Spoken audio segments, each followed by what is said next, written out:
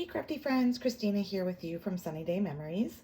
I am back to share another fun project using a peekaboo element for the crafty copycat creations that I do with my sister-in-law. So earlier this month I had shown you a peekaboo card, shaker card, and I was going to do another idea with that, but then I saw our new scalloped window boxes sitting on my desk, and I thought, how fun would that be to create a peekaboo shaker element with this box so that the recipient can actually see a little peek into what's inside the box before they open it. So let's go ahead and get started. All right, so the first thing that we're going to need is obviously the scalloped window box. And we're going to be working on it this way here, because if you think about it folding, this is going to be the top part, so you're going to want to be working on it with it down toward you like this. We are going to also be playing with this month's product of the month, the Berry Botanical Vellum, and I'm using 2 of the 4 patterns that are in that. Both of them measure 3 1/4 by 3 1/4. I've used the floral and berries pattern here on the front, as you can see, and then when you open it up, I also wanted to have the inside be just as fun, so we have the kind of whimsical polka dots here in the inside in the new in color Peaceful Pine. So we've got those 2 pieces. And what we're going to do is we are going to cut out the little scalloped image here so that we can see through that window.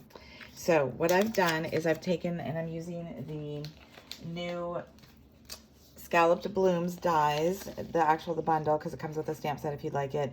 And it does have some great sentiments in there. So we're going to go ahead and use the 3rd largest scallop here, or it's not largest, sorry, the 3rd smallest. And I'm going to go ahead and place that over. This is my little trick on how I did it. So I'm going to go ahead and center the vellum how I think I'm going to want to have it on here on my box, so that I have a nice equal border around the edge. And then I'm going to go ahead and take the die, because it's not an exact same size, the scallop. So I'm going to go ahead and fit it on here where you can kind of see how there's a shadow. If I bring it a little bit closer, you can kind of see how it does not fully cut out the scallop. So what I'm going to do is I'm going to try my best to kind of center it in there, and then I'm going to take a piece of washi tape to go ahead and tape down that die, so that way I can go ahead and run it through my machine and it should be placed where I want it. So I've got that centered. I believe I have this how I want it. So like I said, I'm just going to go ahead and take my washi there.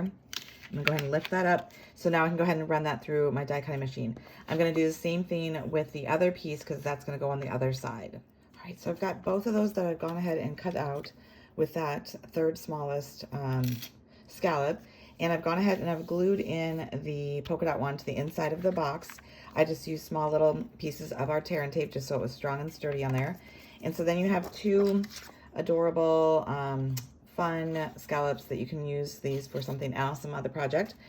And then what we're going to do next is we're going to create a frame to go around that pretty vellum. And so how I did that is I took another piece that measures the same size, of 3 1/4 by 3 1/4 in the Peaceful Pine cardstock, and I'm going to go ahead and use my favorite die set, the Stylish Shapes, and I'm going to take the largest square, and I'm going to go ahead and center it on here, so that way I've got a small little border that will go ahead and create my frame. And the other nice thing is that I'll create that little stitching on there, which is a nice little detail as well. Okay, so by cutting that out, now I have 2 pieces. So I have that nice frame that I wanted. So I can go ahead and glue that right on top of my vellum piece here. So then it creates that nice frame. And then I also have the inside piece, which I didn't want that to go to waste. So what I've done is I've gone ahead, you can see here my sample, is I glue that to the center of the inside. So it kind of just creates kind of like a little mat here. Just for presentation, it just ties it all in together. So I'm going to glue those 2 together and be right back. Okay, so I've gone ahead and, like I said, I glued the frame down onto the vellum. I used my tear and tape just because I wanted it to be a sturdy hold, and since vellum is a little bit slicker, I just felt like that would hold well, and then I just used my regular liquid glue to glue down that square in the center of the package. So then you'll notice that you can see that vellum through there, so we will make sure that we center our shaker element over it so that you don't actually see that later on. So we are going to start building our shaker element. And so what we're going to need is we are going to need a window sheet that measures 2 3/4 by 2 3/4. If you don't have window sheet, you could also use our stamps come with that packaging. If you don't need it, I know a lot of people remove those. That's also nice and thick like this window sheet is. You could use that. So it's 2 3/4 by 2 3/4. We're going to go ahead and we're going to glue this to the back side of this vellum here, so that way it creates a second window so that we're going to be able to sandwich our shaker elements in there. So again, like I did previously, I'm going to use some tear and tape. It doesn't need to go around the whole thing. You just need little bits on all 4 sides. Okay, so now we're going to go ahead and we're going to add our foam adhesive so that way I can raise it up. So we have these handy foam strips that I'm using. So I've already gone ahead and I put it on the edge of this piece here that I put that acetate, that window sheet that you can see here, because I want to help balance it when I go ahead and put this down. I want the edges to also be raised as well as the center part around the scallop image. So I went ahead and I started going around the scallop image, and I have the last one to do here because I wanted you to be aware that you really want to make sure that these pieces are butt up against each other so there are no gaps, so that nothing can fall through, because this is kind of creating the little corral that's going to hold all of those shaker elements. Okay, so now what we're going to do is we're going to go ahead and put our shaker elements in here. And I am using retired ones. These are, I love using these just because they're kind of iridescent, and I feel like then it picks up all of the colors that I'm working with. And also, since they kind of have the little translucent tubes inside here, it makes it easy to see through since we're doing this peekaboo element. What I would recommend is if you are using some like more darker colors, or it's just not, it's more opaque, I guess is what I want to say. Don't put as much in, and you'll notice I'm not really putting a lot of this in either, just because I want to make sure that you can really see through that peekaboo element and see what's inside the box. So then I'm going to go ahead and I'm going to remove all of the backings of these, and then I'm going to go ahead and carefully put this down so that way, like I said, that the scallops match the scallops here. Okay, so now I've gone ahead and taken the backing off all of these. And I'm gonna, like I said, go ahead and match up the scallop edges. So I'm looking more at these scallops here and these scallops here than I am at the centering of the box. Hopefully that will still all balance out, but it's also just really important so that these two match and you don't have that shadow effect of them not matching up. So I did pretty good there. You can see that you don't see the edges really of the underside. Same thing this side, you don't really see the front one peeking through. And then you can go ahead and shake it, and you've got your fun little elements there. So then we're going to go ahead and we're going to close the box so that we can go ahead and do the outside edges. All right. So if you have these boxes, I just wanted to go ahead and show you so that way you knew how to do it. The two sides go together. You can see that they've got little tabs that are going to go into those slots here. And then it has a double side here, so that way it tucks and it folds over. So these extra tabs, sorry, I'm trying to make sure you guys can see and that I can see, can go ahead and tuck in there. And so that holds that in place then on the sides. And then these ones are loose. You're just gonna go ahead and tuck these in, and you're gonna bring these edges like that. So these can all go inside, kind of like a pizza box, I guess you could say. And it's got this fun little tab here to help you open it up. So I thought it made sense to have it look really finished here. Let me close this one back up so you can see. Go ahead and cover this side edges. See how I've got the strip of the Peaceful Pine that just ties that front frame with it. So to do that, I've got 4 pieces of the Peaceful Pine. Oh, I must have dropped a couple. And they measure 3 1/4 long by 3/4 wide.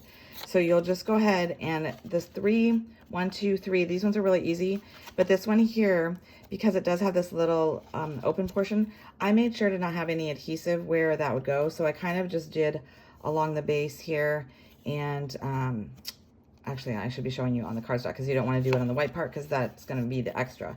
So you're going to only do it on the sides here and the base, so that way there's no glue sticking through and that open area there. Okay, so you can see I've got my edges all glued on there. So you could go ahead and stop just like that. It's very fun and very creative and makes whatever gift you're putting in the inside a little extra special because you've gone ahead and decorated this box.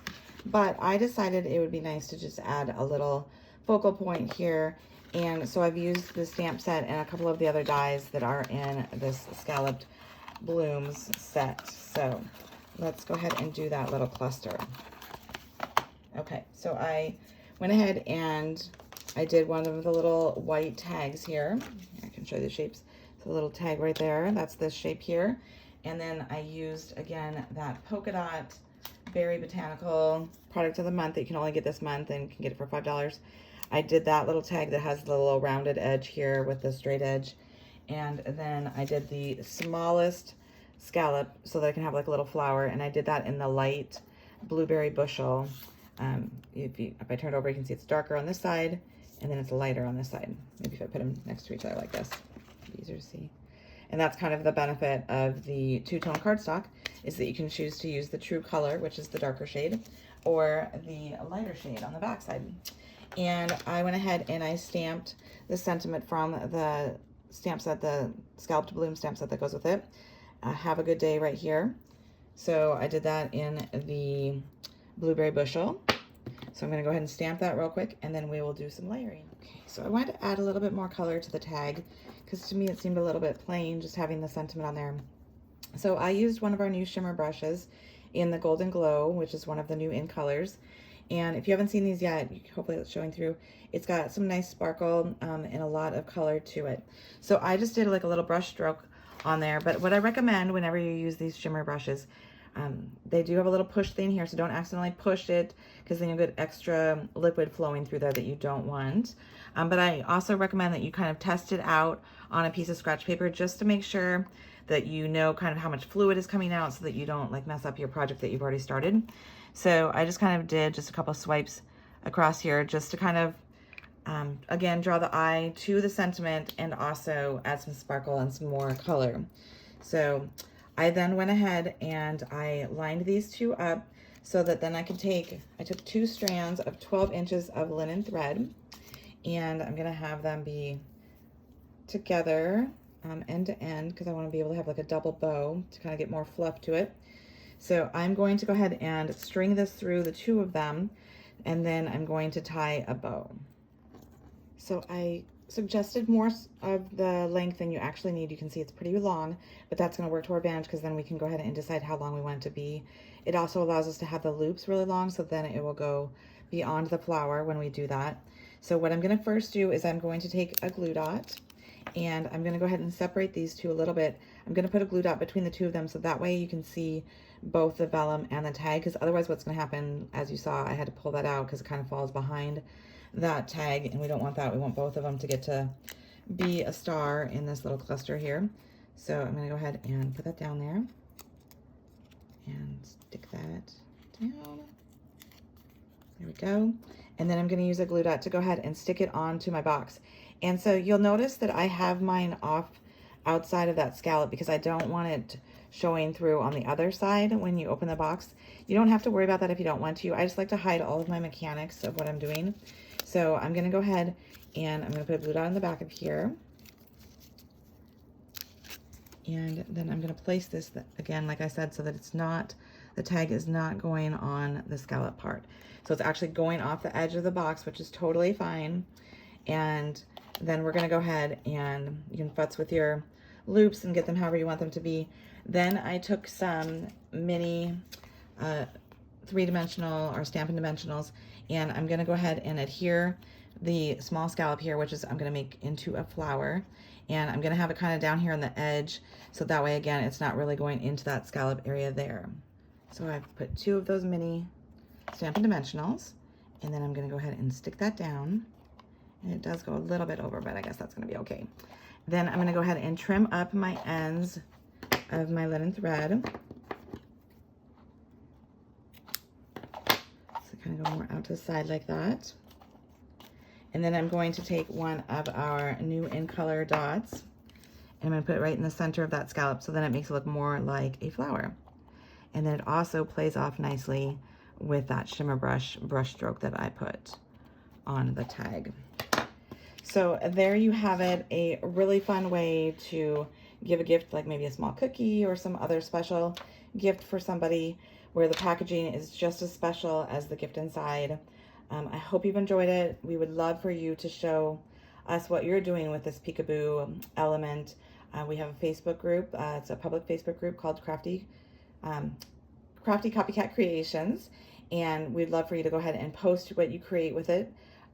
Hopefully we're inspiring you with this idea, and be sure to like the video and subscribe to our channel so you don't miss future videos. And until next time, stay crafty.